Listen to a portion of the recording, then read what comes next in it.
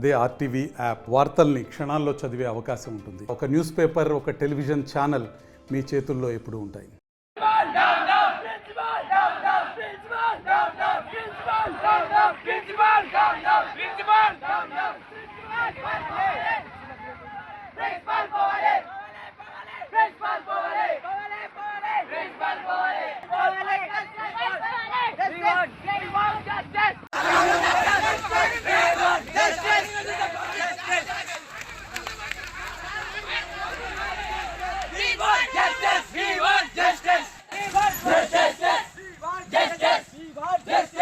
నేను బీచ్పల్లిలో intermediate second year చదువుతున్నా.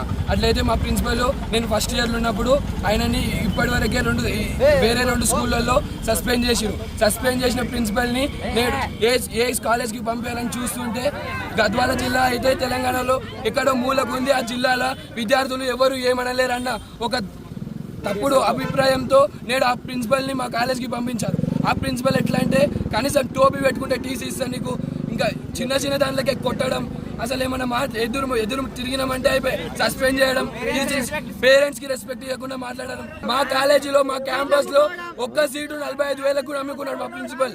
ఆయన రేవంత్ రెడ్డి రీసెంట్ గా మాకు పైన పర్ క్యాపిటల్ ఎక్కువ చేసిండు, కానీ మాకు ఇంతకు ముందు ఎంత వస్తుందో దానికంటే తక్కువనే అయింది, కానీ పర్ క్యాపిటల్ మాత్రం ఏది పెరగలే. ఏమనంటే మా వార్డెన్ సారు మా 10th క్లాస్ తమ్ముళ్ళని, అరే మీరు ఉండేదే 3 నెలలు, ఒకవేళ పర్ క్యాపిటల్ ఫుడ్ అని ఎక్కువ ఏమైనా మాట్లాడితే డైరెక్ట్ టార్గెట్ చేసి కొడతాం అని బెదిరించడం. శ్రీనివాస్ నాయక్ వచ్చిండు, ఆయన చేసింది ఏది కరెక్ట్ కాదు. మాకు వచ్చే అకామిడేషన్ కానీ స్టడీ కానీ ఏదైనా సరే ఏ దానిలో కరెక్ట్ లేదు. వచ్చినప్పటి నుంచి సిట్ అన్నాడు, కానీ ఆయన మా మీద ఎక్కువ ప్రెజర్ పెట్టడం తప్ప చేసింది ఏం లేదు. మేము తిన్నాక కడుక్కునే ప్లేట్లు ఏమంటారు, ఫస్ట్ స్కూల్ పిల్లలకు బాత్రూమ్సే లేవు. వాళ్ళు నైట్ పూట పక్కలో గుట్టు ఉండదు, ఆ గుట్టలోకి పోతారు. వాళ్ళకి నైట్ ఏమన్నా అయితే ఏం చేయలేదు, ఎవరికి తెలియదు. మళ్ళీ టాయిలెట్ వెనకే బాత్రూమ్స్ కాకుండా అక్కడ ఏమంటారు ఆ చెట్ల దిక్కేమంటారు, అక్కడ ఎవరికి ఏమైనా ఎవరు సమాధానం లేకుంటుంది. మళ్ళీ ఏమన్నా అంటే రాళ్ళు తీసుకొని కొడతాడు పిల్లల్ని. మామూలుగా బెదిరియొచ్చు అంటే ఆయనకు మస్తు మంది పిల్లలు బెదిరుకుంటారు. ఆయన కొడితే 5th క్లాస్ పిల్లలు ఎంత అరుస్తారు అంటే, ఆ చిన్న పిల్లలకి ఏం తెలుసు, చేస్తారు, తప్పులు చేస్తారు.